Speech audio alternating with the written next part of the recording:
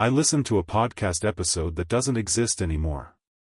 It started as a joke, really. A throwaway comment in a group chat, the kind of thing you say when you're bored and scrolling through endless recommendations. Anyone remember that old podcast, Nightline Static? The one with the weird late-night stories? Someone replied with a laughing emoji, another with a shrug. But then, a third person chimed in, didn't that show get pulled? I swear there was an episode that freaked everyone out. Can't find it anywhere now.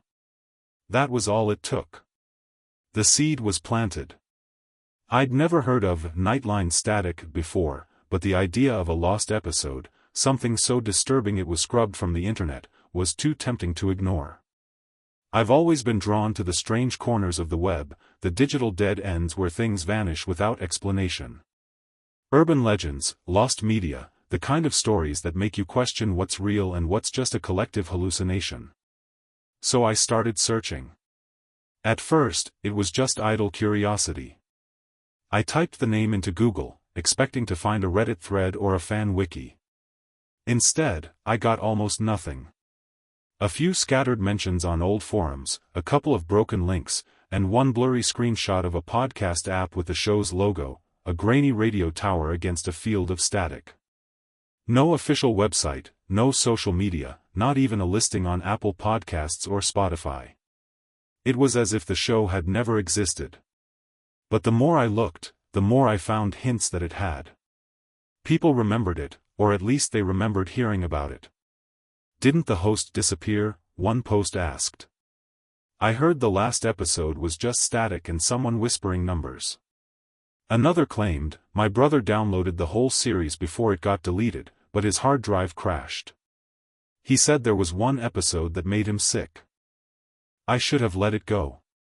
Most people would have. But something about the way everyone talked around the show, never about it, made me want to dig deeper. I started messaging people who'd mentioned it, asking if they had any files or knew where to find them. Most ignored me. A few replied with vague warnings, don't bother. It's not worth it. One person sent me a link to a private Discord server, but when I joined, the invite was already expired. It became an obsession. I spent nights trawling through archive sites, looking for any trace of Nightline Static. I found a single episode on an old podcast aggregator, but when I tried to play it, the file was corrupted. The description was just a string of numbers and letters, like a code. I copied it into a cipher solver, but nothing made sense. Then, one night, I got an email. The subject line was blank. The body was a single sentence, if you want to hear it, check the attachments. Don't share this. There was an audio file attached, named simply episode 13.mp3. I hesitated. Every instinct told me to delete it. But curiosity won out. I downloaded the file, scanned it for viruses, and, finding nothing, pressed play. The audio started with a burst of static, loud enough to make me flinch. Then, a voice faded in. It was calm, almost soothing, with the faintest trace of an accent I couldn't place. Welcome back to Nightline Static. Tonight's story is for those who listen in the dark, for those who can't sleep, for those who wonder what's waiting on the other side of the static. The voice paused, and I heard something in the background, a faint, rhythmic tapping, like someone drumming their fingers on a desk. Tonight, we have a special episode. One that's not for everyone. If you're still listening, you've already made your choice. The story began. It was about a man who worked the night shift at a radio station, alone in a building that felt too big for one person. He started getting calls from a number that didn't show up on the switchboard. The caller never spoke, just breathed heavily and sometimes played snippets of music that didn't sound like anything he recognized. Over time, the calls became more frequent, more insistent. The man started hearing the music even when the phone wasn't ringing. He began to see shadows moving in the corners of the studio, shapes that didn't belong. The voice told the story in a slow, deliberate cadence, never raising or lowering in pitch. It was hypnotic, almost lulling, but underneath it was a tension that made my skin crawl. The tapping continued, sometimes speeding up, sometimes slowing down, as if it was keeping time with my heartbeat. Halfway through the episode, the audio glitched. The voice stuttered, repeating the same phrase over and over. Are you listening? Are you listening? Are you listening? The static grew louder, drowning out the words, until all I could hear was a low, pulsing hum. Then, suddenly, the voice returned, but it was different now. Distorted, deeper, as if it was coming from underwater. You shouldn't be here, it said. This isn't for you. I paused the file, heart pounding. I told myself it was just a trick, an ARG, or a creepypasta designed to mess with people. But when I tried to skip ahead, the player froze. The timer kept moving, but the audio was stuck on that same phrase, you shouldn't be here. I closed the app, but the audio kept playing. I unplugged my headphones, but the sound came from my laptop speakers. I muted the volume, but the words kept echoing, softer now, almost a whisper. You shouldn't be here. I shut down my computer. The sound stopped. I sat in the dark, listening to the silence, waiting for something else to happen. Nothing did. Eventually, I convinced myself it was just a glitch, a corrupted file, nothing more. But when I turned my computer back on, the file was gone. The email had vanished from my inbox. The only evidence it had ever existed was the faint ringing in my ears and the sense that something was watching me from the shadows of my room. I didn't sleep that night. Every time I closed my eyes, I heard the static, the voice, the tapping. I kept telling myself it was just a story, just a file, but the unease wouldn't leave. I tried to distract myself with other things, YouTube videos, music, even a movie playing in the background, but every sound seemed to echo with that same pulsing hum. I kept glancing at my laptop, half expecting the audio to start up again on its own. The next morning, I checked my email again. Nothing. No trace of the message, not even in the trash or spam folders. I searched my downloads, my browser history, every folder I could think of. The file was gone. It was as if it had never been there at all. I even tried searching for the sender's address, but it was just a string of random characters, not linked to any account I could find. I told myself to let it go. But I couldn't. I needed to know if anyone else had heard the episode, if anyone else had experienced what I had. I went back to the forums, the old threads, the scattered mentions of Nightline static. I posted a message, did anyone ever get a copy of episode 13? I think I heard it, but now it's gone. Was it just a hoax? The replies came slowly, but they came. Most were jokes or dismissals. You're just trying to scare us, nice creepypasta, bro. But a few were different. One user, Midnight Dial, replied, I heard it too. Or something like it. The file disappeared after I played it. I still hear the tapping sometimes.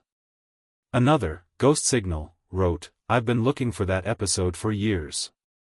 My friend said it made him sick, like physically ill. He wouldn't talk about what he heard, just said it was wrong. He deleted everything after that. I messaged both of them privately, asking for more details. Midnight Dial replied first. It was last year. I found a link on a Russian file-sharing site. The episode was called The Listener. It started normal, but halfway through, the audio glitched. I heard my own name whispered in the static. After that, my phone wouldn't stop ringing, but there was never anyone on the line. I smashed it with a hammer. The calls stopped. Ghost Signal was more hesitant. I don't want to talk about it. Just forget you ever heard it. Seriously. It's not worth it. I pressed him, maybe too hard. He blocked me. I started to notice things. Small things, at first. My phone would vibrate with no notification. My laptop fan would spin up for no reason, even when nothing was running. Sometimes, when I was falling asleep, I'd hear a faint tapping, like someone knocking on the wall behind my bed. I told myself it was just my imagination, the power of suggestion, but the feeling of being watched never left. I tried to find the episode again. I searched every corner of the internet, every archive, every torrent site. Nothing. The only references I found were old, years out of date, and always vague. No one ever described the episode in detail. No one ever posted a transcript or a summary. It was always just rumors, warnings, and stories of files that vanished after being played. I started to wonder if the episode had ever existed at all. Maybe it was just a meme, a digital ghost story that people passed around to scare each other. But then, why did I remember it so clearly? Why did I still hear the voice, the static, the tapping? One night, I got a call from an unknown number. I almost didn't answer, but curiosity got the better of me. I pressed accept and held the phone to my ear. At first, there was nothing. Just silence. Then, faintly, I heard the static. The same static from the episode. My heart pounded in my chest. "Hello?" I whispered.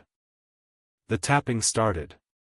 Slow, deliberate, like someone drumming their fingers on a desk. Then, the voice.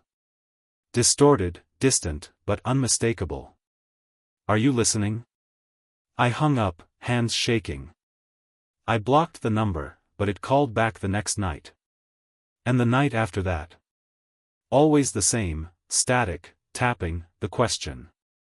I stopped answering. But the calls kept coming. Sometimes, I'd wake up in the middle of the night to find my phone screen lit up, the call already in progress. I'd hear the static, the tapping, the voice. I started leaving my phone in another room at night. It didn't help. The tapping moved to the walls, the windows, the floor beneath my bed. I started seeing shadows in the corners of my room, shapes that didn't belong. I tried to talk to my friends about it, but they just laughed it off. "You're just freaking yourself out," they said. "It's just a story." But I could see the unease in their eyes, the way they glanced at their own phones, the way they changed the subject. I stopped sleeping. I stopped going out. I spent my days searching for answers, my nights listening to the static, waiting for the next call. One day, I got a message from Midnight Dial. I found something, it read. A backup of the episode. But it's not safe. Don't listen to it. Just delete it. He sent a link. I stared at it for a long time, my finger hovering over the mouse. Every instinct told me to ignore it, to walk away, to let it go. But I couldn't. I clicked the link. The download was slow, almost agonizing. The progress bar crawled across the screen, freezing at random intervals as if the file itself was resisting being saved. My heart thudded in my chest, a dull ache that grew sharper with every passing second. I kept glancing over my shoulder, half expecting to see someone standing behind me, watching. The room felt colder, the air heavier, as if the act of retrieving the episode was changing something in the space around me. When the download finally finished, I stared at the file. The listener_backup.mp3, the icon looked normal, but the file size was strange, slightly larger than a typical podcast episode, but not by much. I hovered my cursor over it, debating whether to open it. I thought about Midnight Dial's warning, about the stories I'd read, about the voice that had haunted my nights. But curiosity is a powerful thing, and fear is sometimes just another form of anticipation. I double-clicked the file. The audio started with silence. Not the comfortable kind, but a dense, suffocating absence of sound. I turned up the volume, straining to hear anything. After a few seconds, the static faded in, soft at first, then growing louder, filling the room with its electric hiss. The voice returned, calm and measured, as if nothing had changed. "Welcome back to Nightline Static. Tonight's story is for the insomniacs, the restless, the ones who can't let go.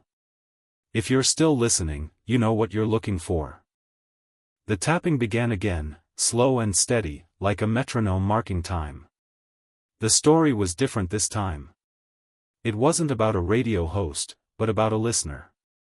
Someone who became obsessed with a voice on the radio, someone who started hearing the broadcast even when the radio was off. The details were vague, shifting, as if the story was being rewritten as it was told. The voice described the listener's apartment, the layout of the furniture, the color of the curtains, the view from the window. It was eerily similar to my own. I felt a chill run down my spine. The voice continued, describing the listener's habits, the way they stayed up late, the way they checked their phone for missed calls, the way they searched for something they couldn't name. The tapping grew louder, more insistent, as if it was coming from inside the walls. Halfway through, the audio glitched again. The voice stuttered, repeating a phrase over and over, "You're still here. You're still here. You're still here." The static swelled, drowning out everything else. I tried to pause the file, but the player was unresponsive. The timer kept moving, but the audio was stuck in a loop. Then, the voice changed. It was deeper now, distorted, layered with echoes. "Why are you still here?" it asked. "What are you hoping to find?" I felt a pressure in my chest, a tightness that made it hard to breathe. I tried to close the player, but my mouse wouldn't move. The screen flickered, the image distorting into lines of static.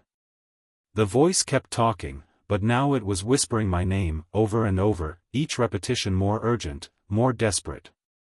I yanked the headphones off, but the sound continued, leaking from the speakers, from the walls, from somewhere deep inside my own head.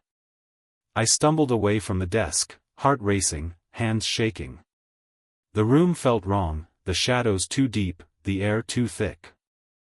I unplugged the computer, but the voice didn't stop. It echoed in the silence, a low, insistent hum that vibrated in my bones. I left the apartment, stepping out into the cold night air.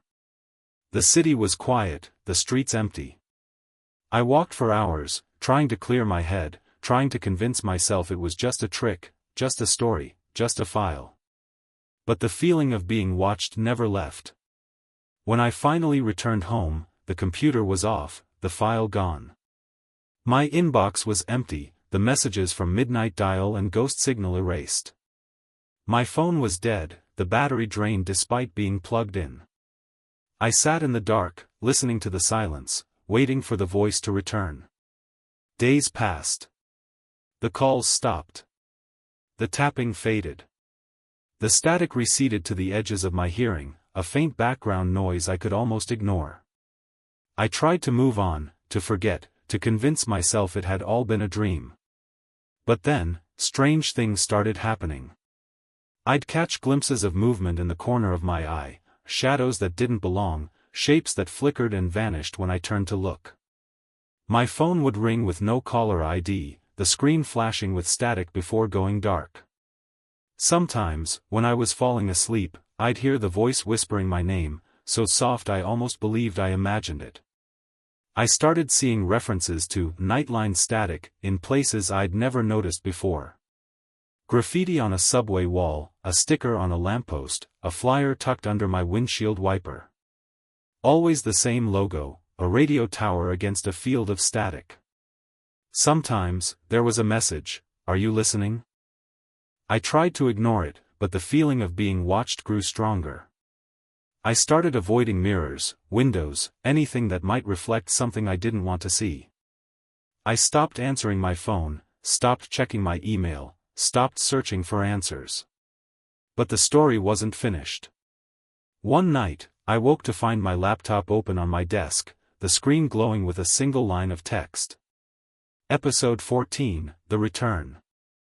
There was a new file in my downloads folder. I didn't remember downloading it. I didn't remember turning on the computer. But there it was, waiting for me. I stared at the file, my hands trembling. Every instinct screamed at me to delete it, to walk away, to let it go. But I couldn't. I pressed play. The audio began with a low, pulsing hum, deeper than before, vibrating through my headphones and into my skull. It was almost musical, a slow, rhythmic throb that made my teeth ache. Then, the static returned, layered over the hum, building in intensity until it felt like the air itself was vibrating. I closed my eyes, trying to steady my breathing, but the sound seemed to seep into my bones. The voice came in, softer this time, almost gentle. "You came back. You always come back." Tonight's episode is for the ones who can't let go, the ones who keep searching, even when they know they shouldn't. I felt a chill crawl up my spine. The voice was different now, familiar, but with an edge of something else, something hungry. It spoke directly to me, describing my room, the way the light from the street lamp cast shadows on the wall, the way my chair creaked when I shifted my weight. It described the way I sat, hunched over my desk, headphones pressed tight against my ears, listening for something I couldn't name. The story began, but it wasn't a story this time. It was a confession. The voice spoke of obsession, of the need to know, to understand, to find the truth no matter the cost. It spoke of sleepless nights, of endless searching, of the way the world seemed to shift and blur at the edges when you stared too long into the static. As the voice spoke, the tapping returned, louder now, echoing through the room. It wasn't coming from the audio anymore. It was coming from the walls, the floor, the window behind me. I turned, half expecting to see someone standing there, but there was nothing, just the empty room, the shadows stretching long and thin across the floor. The voice grew more urgent, the words tumbling out faster, overlapping, layering on top of each other until it was impossible to tell where one sentence ended and another began. It spoke of doors that shouldn't be opened, of voices that shouldn't be heard, of stories that shouldn't be told. It spoke of listeners who became part of the broadcast, who vanished into the static, leaving nothing behind but an echo. I tried to pause the file, but the controls were unresponsive. The timer kept moving, the audio kept playing, the voice kept speaking. "You're part of it now," the voice whispered. "You can't turn it off. You can't walk away. You're listening, and that's all that matters." The tapping grew frantic, pounding against the walls, the floor, the inside of my skull. I pressed my hands over my ears, but the sound only grew louder, more insistent. The static swelled, drowning out the voice, filling the room with its electric hiss. Then, suddenly, everything stopped. Silence. I sat there, heart racing, breath coming in short, shallow gasps. The room felt wrong, the air too thick, the shadows too deep. I reached for the mouse, trying to close the player, but the screen was frozen, the image distorted into lines of static. A new voice spoke, softer, closer, as if it was whispering directly into my ear. "Look behind you." I froze. Every muscle in my body tensed, my skin prickling with cold sweat. I didn't want to turn, didn't want to see what was waiting in the shadows. But the urge was overwhelming, a compulsion I couldn't resist. Slowly, I turned. There was nothing there. Just the empty room, the window, the street lamp casting its pale light across the floor. But the feeling of being watched was stronger than ever, a weight pressing down on my chest, making it hard to breathe. I turned back to the screen. The audio had stopped, the file gone from my downloads folder. My inbox was empty, the messages from Midnight Dial and Ghost Signal erased once again.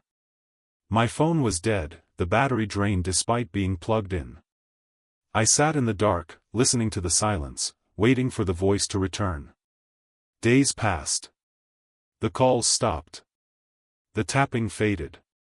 The static receded to the edges of my hearing, a faint background noise I could almost ignore.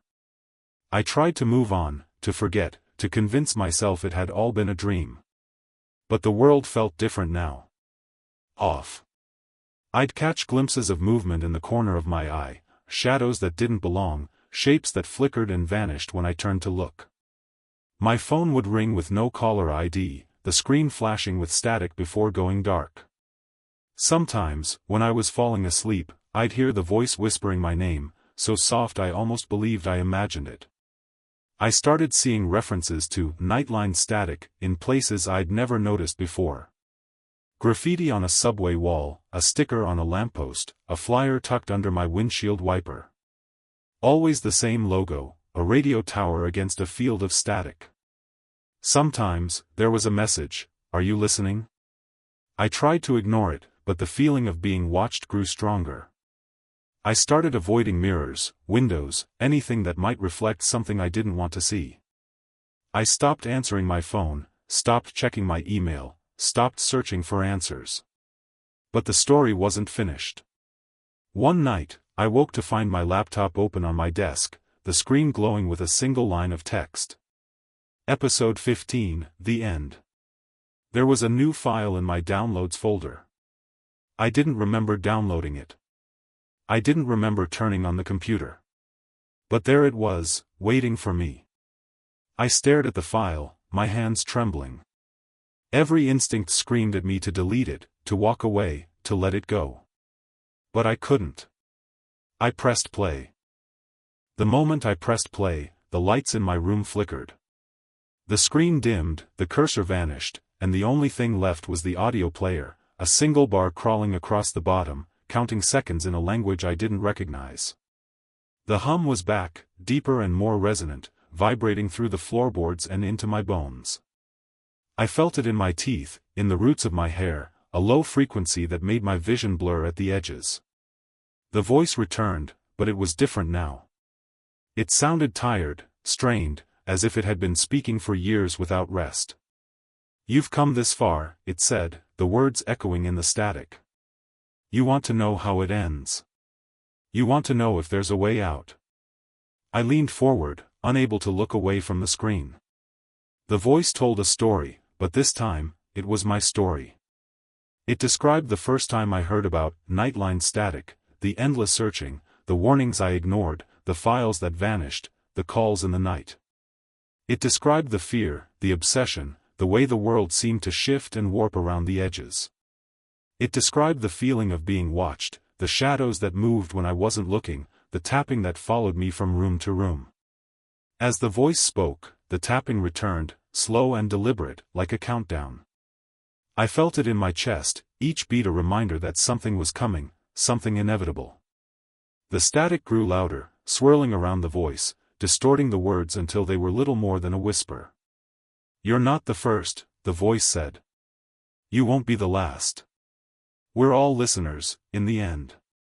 We all want to know what's on the other side of the static." The audio glitched, the sound warping and stretching, the voice breaking apart into fragments.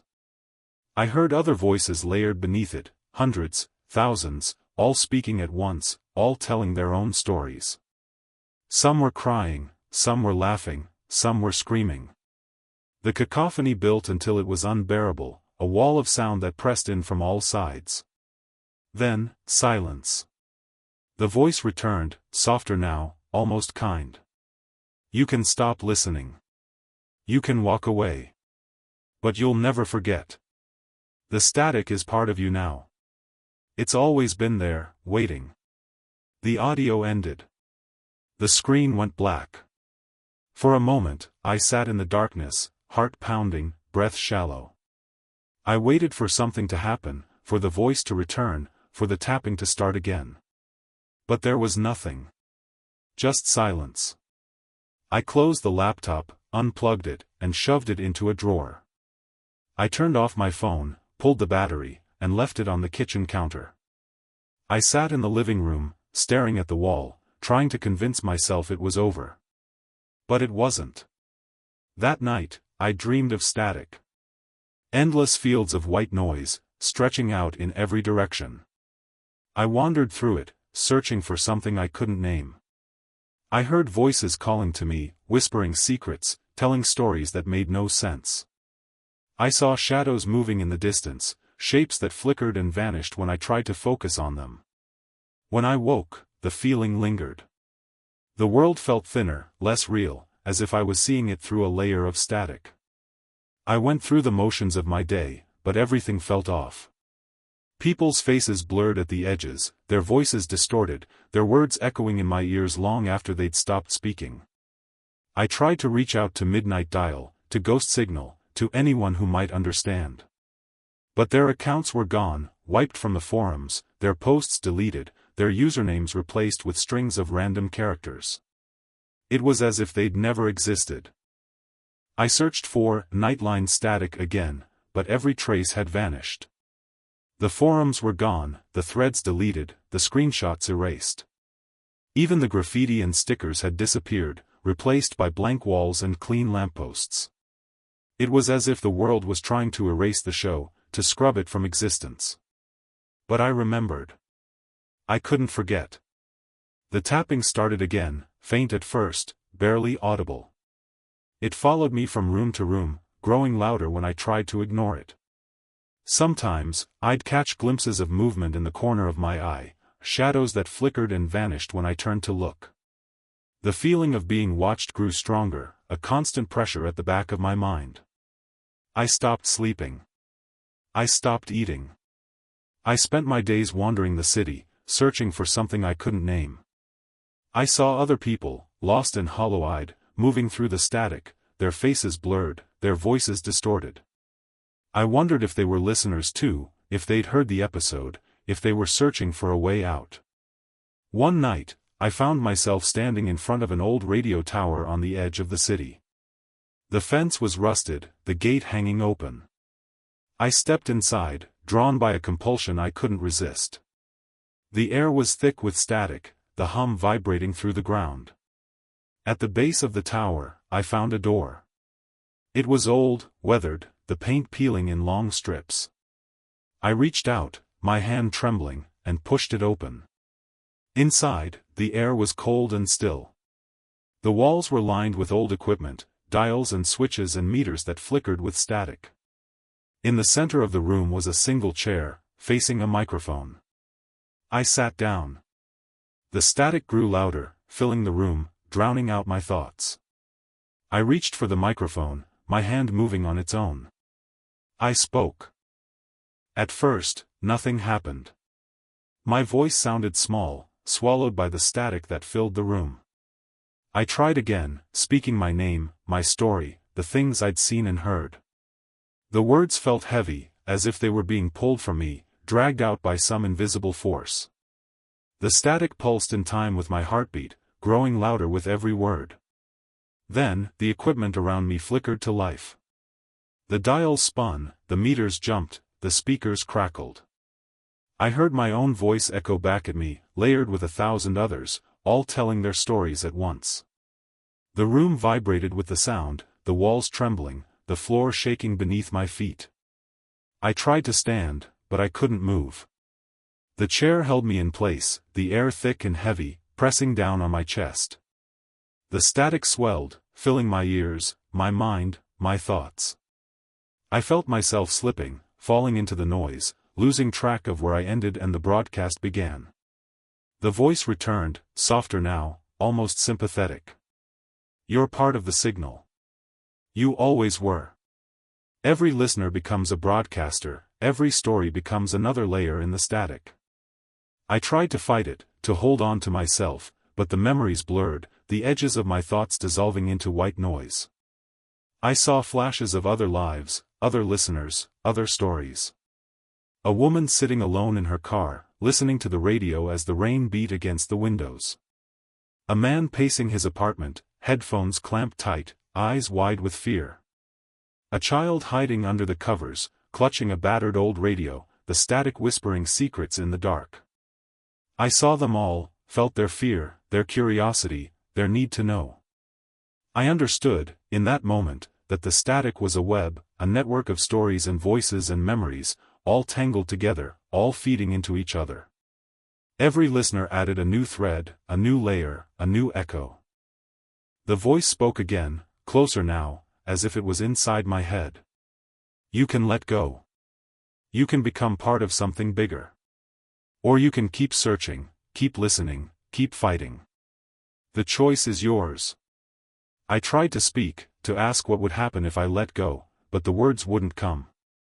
The static pressed in, filling my mouth, my lungs, my mind. I felt myself slipping, the world fading to white. Then, suddenly, I was back in my apartment. The chair was gone, the radio tower a memory. I sat at my desk, the laptop closed, the room silent.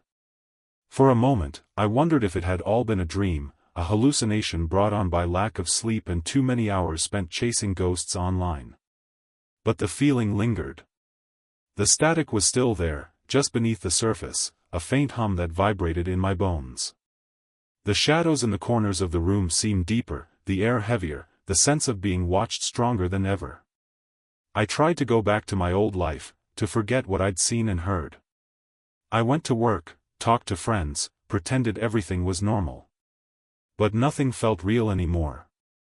The world was thin, fragile, as if it could tear open at any moment and spill out the static that waited on the other side. I started seeing things.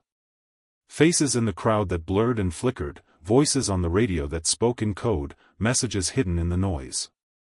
I heard my name whispered in the static, felt the tapping in the walls, saw the logo of the radio tower everywhere I went. I tried to reach out, to find others who had heard the episode, who understood what was happening. But every time I got close, the trail vanished. Accounts were deleted, messages erased, people disappeared. It was as if the static was cleaning up after itself, erasing any trace of those who got too close. One night, I got a letter in the mail. No return address, just my name written in shaky, uneven letters. Inside was a single sheet of paper, covered in static, the words barely visible beneath the noise. "Are you listening?" it read. "You're not alone." There was a phone number at the bottom, scrawled in red ink. I stared at it for a long time, debating whether to call. Every instinct told me to burn the letter, to walk away, to let it go. But I couldn't. I dialed the number. The line rang once, twice, 3 times. Then, the static. Louder than ever, filling my ear, making my head spin. I almost hung up, but then a voice spoke. "You made it," it said. I didn't think anyone else would. It was Midnight Dial. He sounded different, older, tired, but relieved. "I've been trying to reach you. The static doesn't let go easily. It wants to keep us, to make us part of the story. But there's a way out. You have to stop listening. You have to let go." I asked him how, my voice shaking. "Destroy everything," he said. "The files, the devices, the memories. Cut yourself off from the signal. It's the only way." I wanted to believe him, but the static was already inside me, woven into my thoughts, my memories, my dreams. I wasn't sure I could let go, even if I wanted to. The line went dead. I sat in the dark, the phone buzzing in my hand, the static humming in my ears. I knew what I had to do. I started with the obvious things. I wiped my laptop, deleted every file, every folder, every trace of Nightline static from my hard drive. I reset my phone, erased my contacts, my messages, my photos. I unplugged my router, smashed my headphones, pulled the batteries from every device in my apartment. I even went through my bookshelves, tearing out pages from old notebooks where I'd scribbled down clues, theories, fragments of the story that had consumed me for weeks. But it wasn't enough. The static lingered, humming in the walls, vibrating through the floor, whispering in the silence between breaths. I could feel it in my bones, a low, insistent thrum that wouldn't let go. Every time I closed my eyes, I saw the radio tower, the field of static, the chair in the center of the room. I heard the voice, soft and patient, waiting for me to listen again. I tried to distract myself, to fill the silence with anything else, music, television, the sound of my own voice reading aloud from books I barely remembered. But the static always crept back in, seeping through the cracks, twisting the words, distorting the melodies. Even the sound of my own heartbeat seemed to sync with the tapping, a constant reminder that I was never really alone. I stopped sleeping. I stopped eating. I wandered the city at night, searching for something I couldn't name. I saw other people, hollow-eyed and lost, moving through the static, their faces blurred, their voices echoing in my ears. I wondered if they were listeners too, if they'd heard the episode, if they were searching for a way out. One night, I found myself standing in front of a payphone on a deserted street corner. The receiver hung loose, swinging gently in the breeze. I picked it up, pressed it to my ear, and listened. Static. But beneath it, a voice. Faint, distant, but unmistakable. "Are you listening?" I hung up, heart pounding, hands shaking. I turned to leave, but the world felt different now, thinner, more fragile, as if the static was pressing in from all sides, waiting for me to slip. I went home and locked the door behind me. I sat in the dark, listening to the silence, waiting for the static to return. It didn't take long. The tapping started again, slow and deliberate, echoing through the walls, the floor, the window behind me. I tried to ignore it, but the urge to listen was overwhelming, a compulsion I couldn't resist. I pressed my hands over my ears, but the sound only grew louder, more insistent. I realized then that the static wasn't just a sound. It was a presence, a consciousness, a network of voices and stories and memories, all tangled together, all feeding into each other. Every listener added a new thread, a new layer, a new echo. The static was alive, and it wanted me to be part of it. I thought about Midnight Dial, about his warning, about the way his voice had sounded, tired, resigned, but still fighting. I wondered if he'd found a way out, or if he was still trapped, still searching, still listening. I knew I couldn't keep running. I had to face the static, to confront whatever waited on the other side. I sat down at my desk, closed my eyes, and listened. The static swelled, filling the room, drowning out my thoughts. I felt myself slipping, falling into the noise, losing track of where I ended and the broadcast began. I saw flashes of other lives, other listeners, other stories. I felt their fear, their curiosity, their need to know. The voice returned, softer now, almost kind. You can let go. You can become part of something bigger. Or you can keep searching, keep listening, keep fighting. The choice is yours. I opened my eyes. The room was empty, the shadows deep and still. The static faded, replaced by a silence so complete it was almost painful.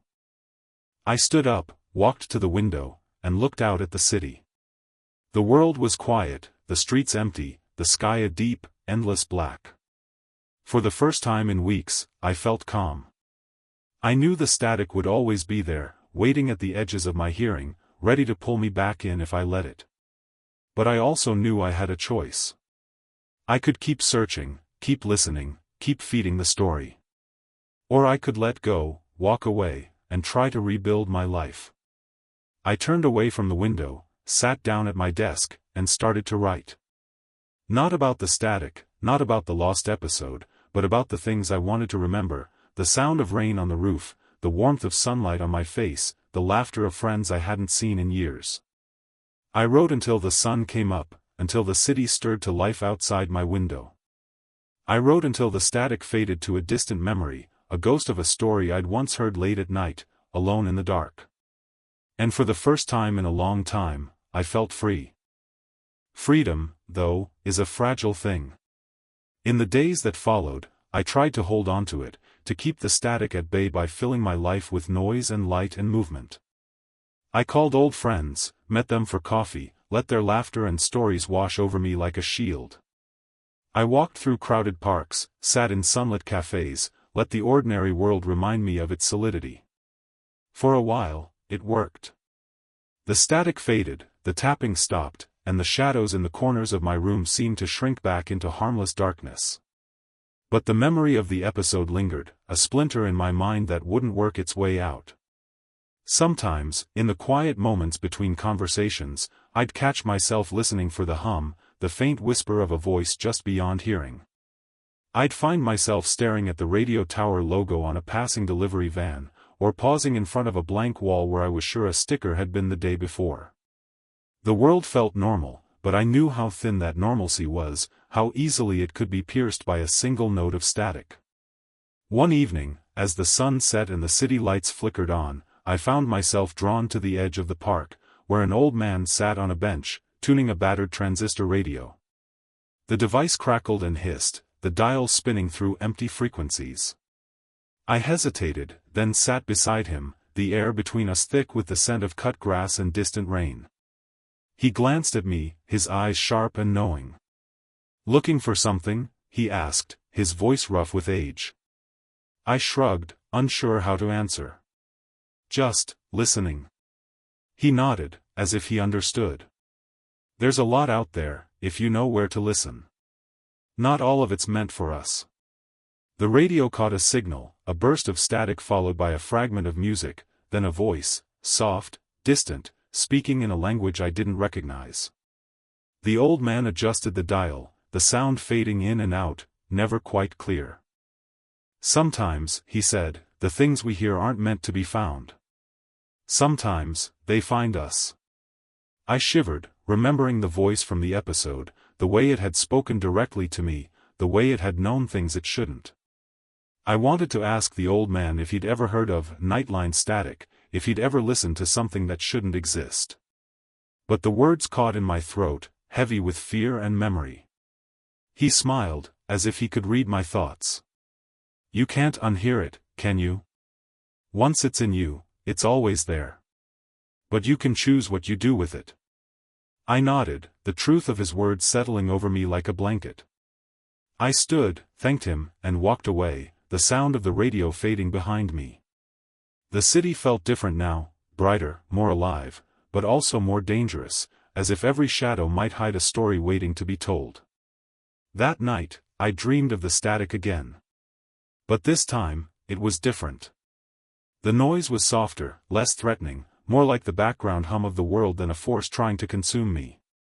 I wandered through the dream, following the sound, until I found myself standing in front of the radio tower once more. The door was open, the room inside filled with light.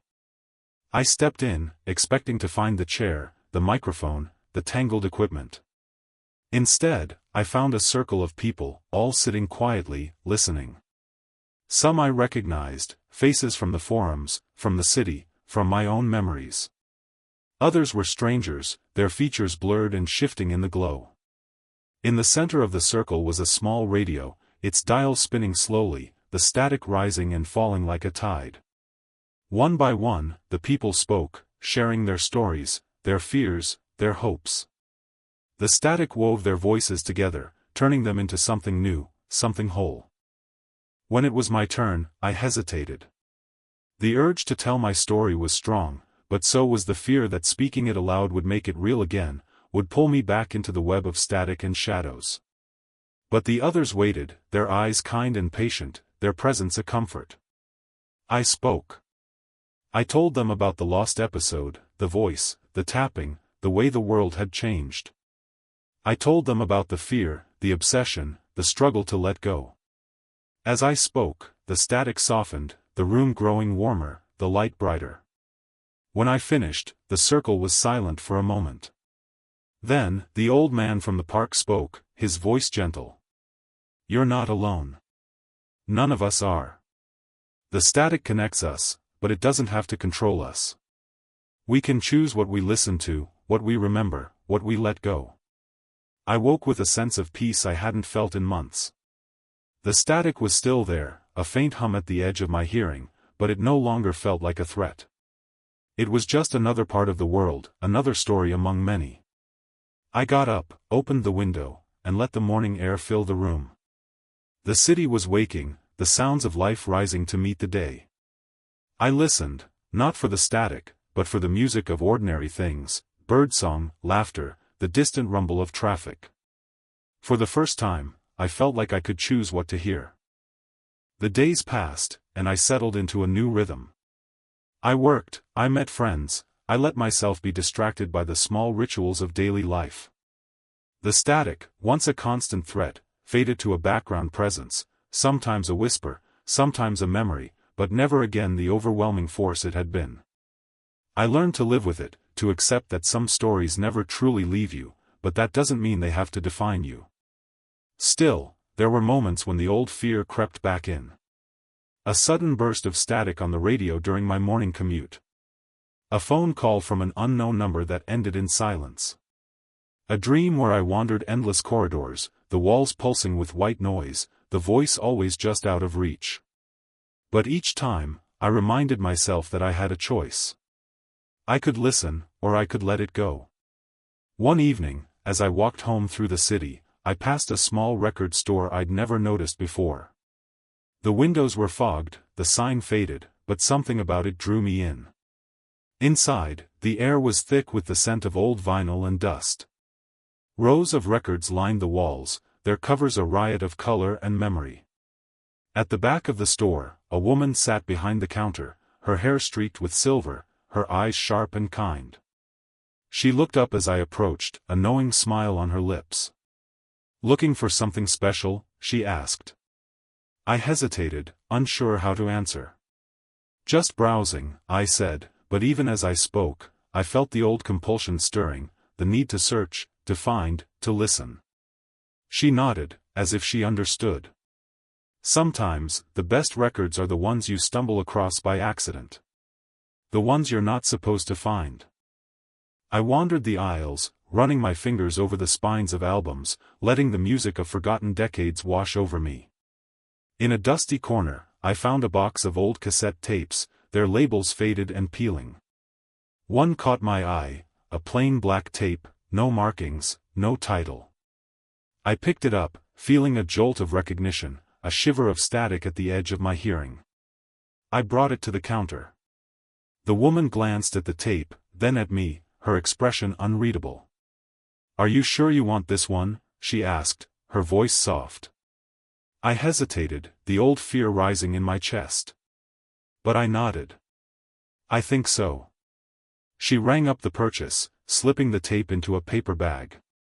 "Be careful what you listen to," she said. "Some stories stick with you."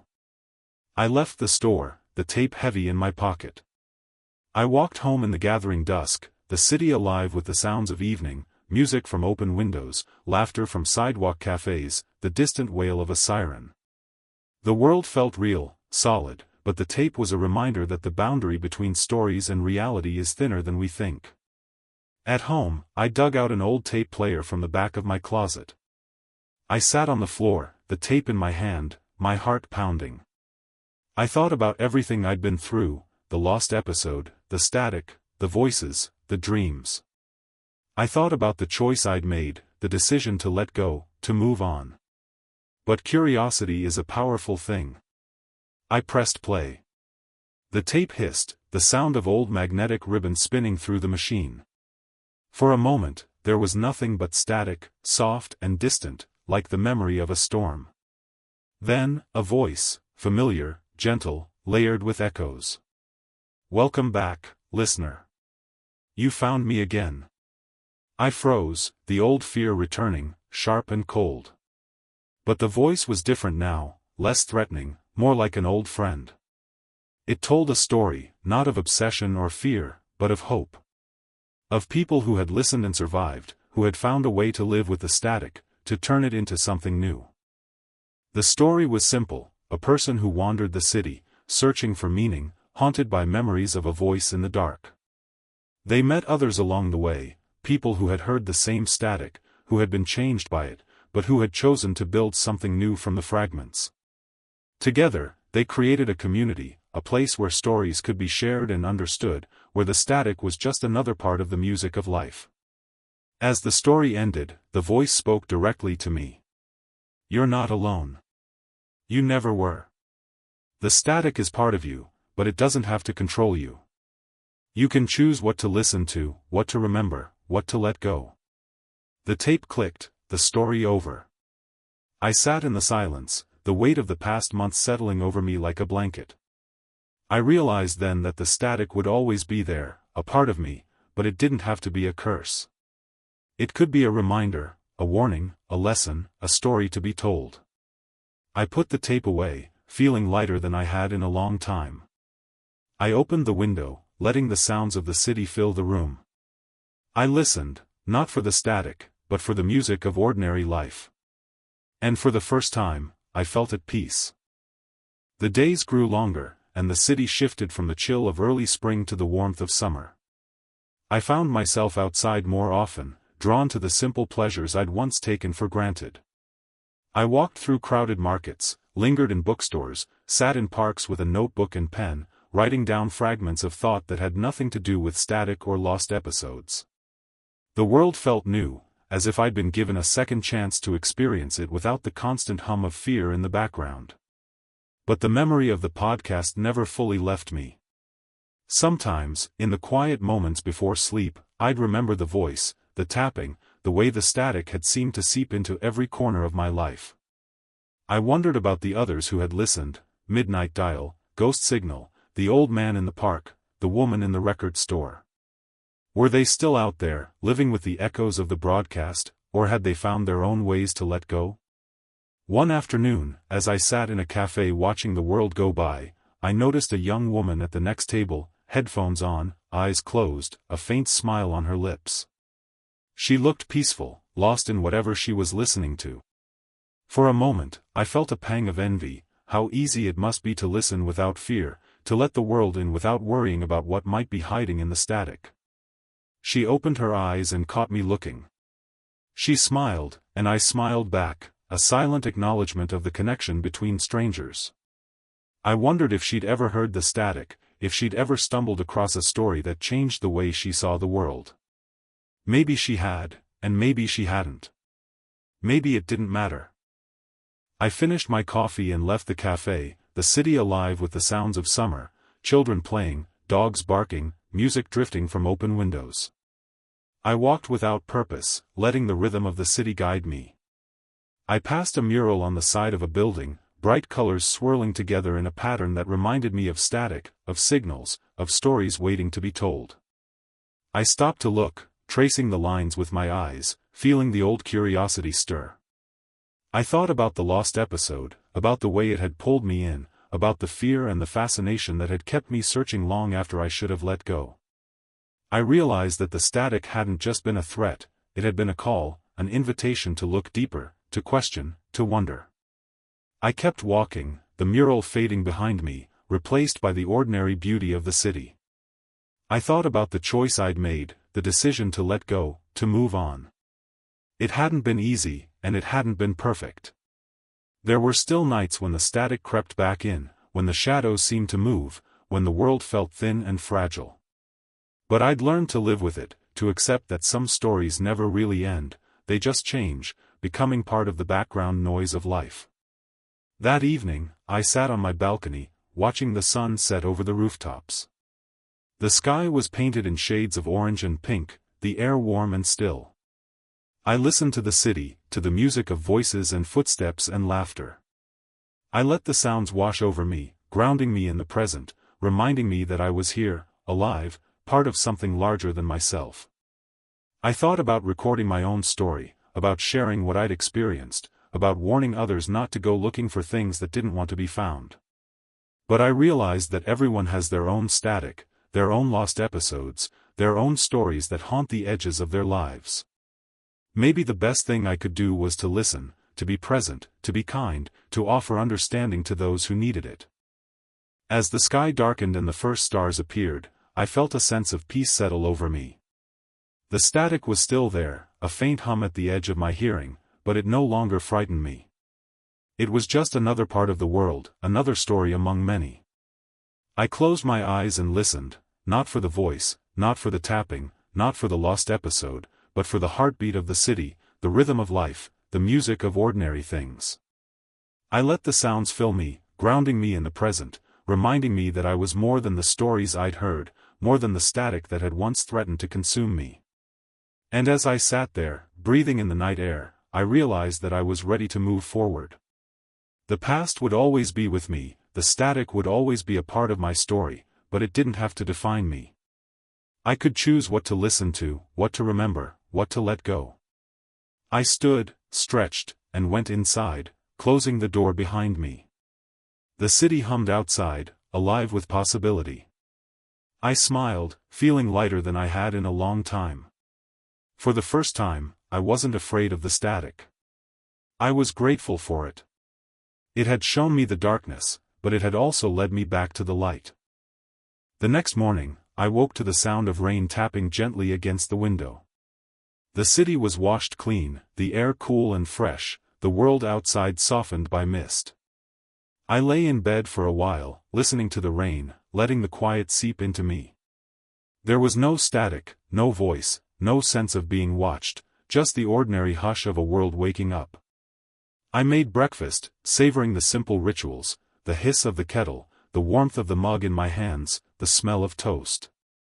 I opened the window and let the rain-scented air fill the apartment. For the first time in months, I felt truly present, anchored in the moment, unburdened by the weight of stories that didn't belong to me.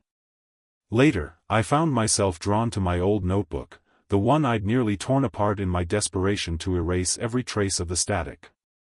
I opened it, expecting to find only scraps and fragments, but instead I saw pages filled with memories, some dark, some bright, all undeniably mine. I realized then that the static hadn't just taken from me, it had given me something, too. It had forced me to confront the shadows, to question what I believed, to find meaning in the noise. I wrote for hours, not about the lost episode or the voice or the fear, but about the things I wanted to remember, the kindness of strangers, the comfort of routine, the beauty of a city waking to rain. I wrote about the old man in the park, the woman in the record store, the friends I'd lost and the ones I'd found again. I wrote about hope, about resilience, about the quiet strength it takes to keep moving forward when the world feels thin and uncertain. As I wrote, I felt the last threads of the static loosen their grip. The fear faded, replaced by a sense of gratitude, for the lessons learned, for the connections made, for the chance to begin again. I understood now that the static would always be there, somewhere at the edge of hearing, but it didn't have to be a threat. It could be a reminder, to listen carefully, to choose wisely, to hold on to the stories that matter and let the rest fade into the background. That afternoon, I went for a walk in the rain. The city was quieter than usual, the streets shining with reflected light, the air filled with the scent of wet earth and blooming flowers. I passed the park where I'd met the old man, the record store where I'd found the tape, the cafe where I'd watched the world go by. Each place felt different now, less haunted, more alive, as if the city itself had been changed by my journey through the static. I stopped at a bookstore and browsed the shelves, letting my fingers drift over the spines of novels and memoirs and poetry collections. I picked up a book at random, opened it to a page, and read a line that felt like it was meant for me: "We are all made of stories, some loud, some quiet, all waiting to be heard." I smiled, closed the book, and left it for someone else to find. As evening fell, I returned home, the rain easing to a gentle drizzle. I made tea, curled up by the window, and watched the city lights flicker on one by one. I listened, not for the static, not for the lost episode, but for the quiet music of life unfolding around me. And in that moment, I knew I was free. The story of the lost podcast, the episode that didn't exist anymore, would always be a part of me. But it was just one story among many, a single thread in the tapestry of my life. I could choose what to remember, what to let go, what to carry forward. I closed my eyes, breathed in the cool night air, and let the world settle around me. The static was gone, replaced by the steady, reassuring rhythm of my own heartbeat. And as I drifted toward sleep, I knew that whatever stories waited in the darkness, I would meet them with open eyes, an open heart, and the quiet certainty that I was not alone.